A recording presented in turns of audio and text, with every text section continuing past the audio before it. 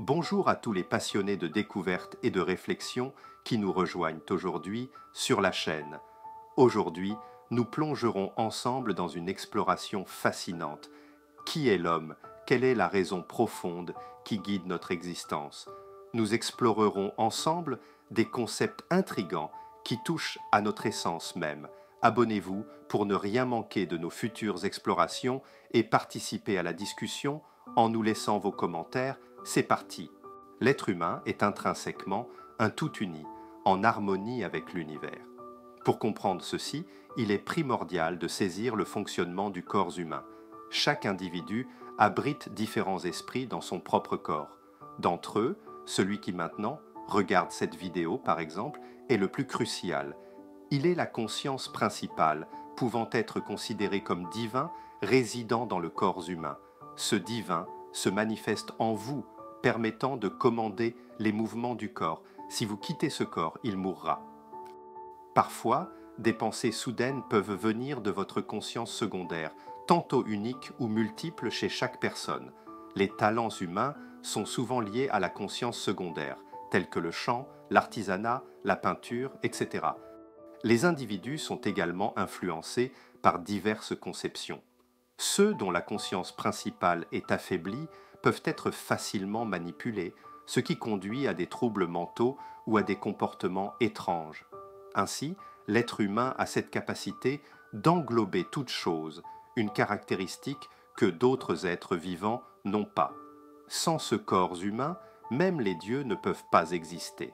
Par voie de conséquence, l'humanité ne saurait être inférieure aux dieux, elle les inclut.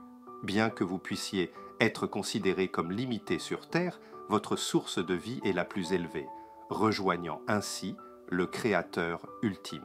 Les êtres humains proviennent du système du Créateur. Les êtres humains et le Créateur sont fondamentalement une seule et même entité. Nous pourrions donc dire ainsi que chaque individu est le Créateur. Comprendre ce concept est fondamental, car la position de l'homme et ce corps est réservée à ceux qui méritent d'être humains dans l'avenir. Vous pourriez alors penser que l'homme n'est pas si spécial, le comparer équitablement aux animaux, ou bien comme n'importe quelle autre forme de vie. Cependant, le processus sélectif des humains est maintenant en marche. Si le mépris d'autrui se poursuit, beaucoup d'événements futurs seront le résultat de nos propres choix.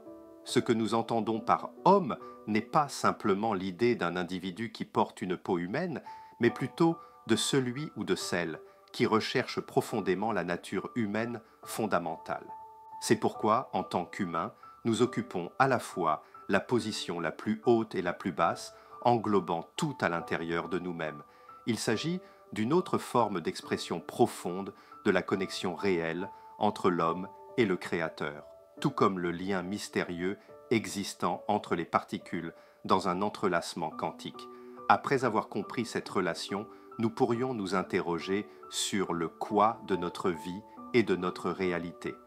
Peut-être cela signifie-t-il que nous comprenons comment prendre en main notre propre vie, en n'étant plus davantage considérés comme un instrument manipulé par un dieu ou d'autres entités supérieures, mais devenant véritablement maîtres de notre destinée.